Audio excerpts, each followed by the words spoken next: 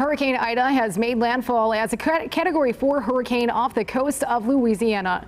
The storm brought winds of up to 150 miles per hour. This is new video from St. Bernard Parish in Louisiana. Ida has dumped buckets of rain and caused flash flooding. All of this is coming 16 years to the day that Hurricane Katrina slammed into New Orleans, leaving utter devastation in its path. Good evening, and thanks so much for joining us. I'm Christy Kern. And I'm David Bowden. Fox 35 is bringing you live team coverage of Hurricane Ida. Storm team meteorologist Allison Gargaro has been tracking Ida's every move in the Fox 35 Storm Center. But we begin tonight with Fox 35's Caroline Shively. She joins us live from New Orleans, Louisiana. Caroline. Good evening, David and Christine. New Orleans officials are warning residents here, if you are still in this city, all you can do now is hunker down, because at the worst points of this storm, nobody's coming to get you. Ida strengthening overnight, even more quickly than forecasters expected, making landfall Sunday as a Category 4 with wind speeds topping 150 miles per hour. The intensity of the storm rivaling that of Hurricane Katrina, exactly 16 years to the day after that storm devastated the Gulf Coast. The city of New Orleans urged everyone who could to evacuate. Those who are still here will have to ride it out. We need you to stay in from this point forward all morning, all afternoon, all evening. You are not to come out until you receive more information from the city of New Orleans. I'd like to be better prepared. There's a few things that I'm thinking we probably could have done, but this storm came pretty quick. New Orleans made major investments in hundreds of miles of new levees after Katrina. Ida now putting those levees to the test. Some areas could get up to 2 feet of rain. In addition to the wind and the rain, people here must also prepare for the possibility of losing power.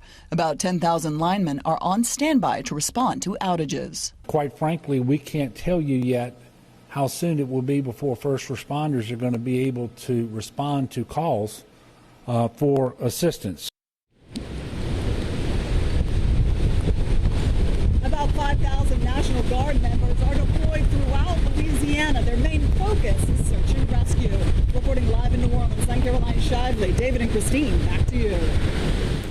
All right, Caroline, thank you. And Fox 35 storm team meteorologist Allison Gargaro has been tracking Hurricane Ida for us in the storm center. Allison, what's next for the storm? Well, it's going to continue to make its way toward the north and west across Louisiana, then to Mississippi and beyond, bringing that heavy rain, which you saw out in New Orleans right now, as well as those gusty winds. But I was here in the Fox 35 Storm Center tracking conditions. I do want to take you live out to Baton Rouge. You can see there is some rain in the area and gusty winds, but they haven't even seen the full effect of Ida. That's going to be later tonight into the overnight hours. So something that they can look forward to are those very gusty winds. But here is the center of circulation, still well defined at the hour, and it did make landfall just to the southwest of Grand Isle at about 1 p.m. Eastern Standard Time, so noon Central. And you can see that New Orleans is still seeing those outer rain bands, but it does look like they could be seeing even some gustier winds within the next hour or so.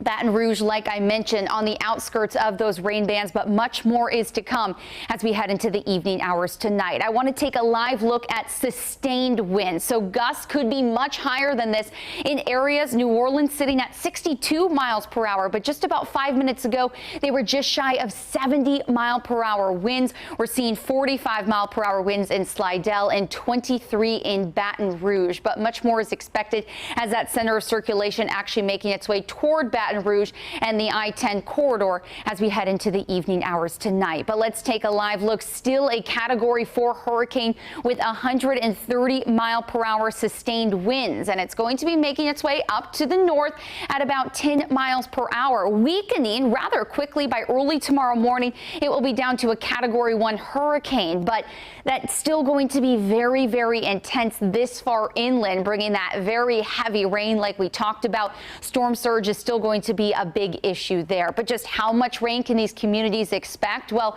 more than 20 inches are possible in the southern portion of Louisiana, continuing into Mississippi and then as well as into Tennessee. But I just want to mention that Middle Tennessee actually saw flash flooding just about a week ago. So much more rain is expected in that area over the next few days. And in portions of Louisiana, Mississippi, Alabama, and the Panhandle, they are under a tornado watch until 7 p.m. tonight. We have already been tracking several tornado warnings across the area, and you can expect much more as we head into the next hour or so. But not only are we tracking Ida, Tropical Storm Julian was just named earlier today, Tropical Depression 10, and 2 other systems with the potential for formation. We are inching closer and closer to the peak of hurricane season, and I want to let you know you can depend on the Fox 35 Storm Team to bring you the latest updates. David and Christy, I'm going to send it back to you.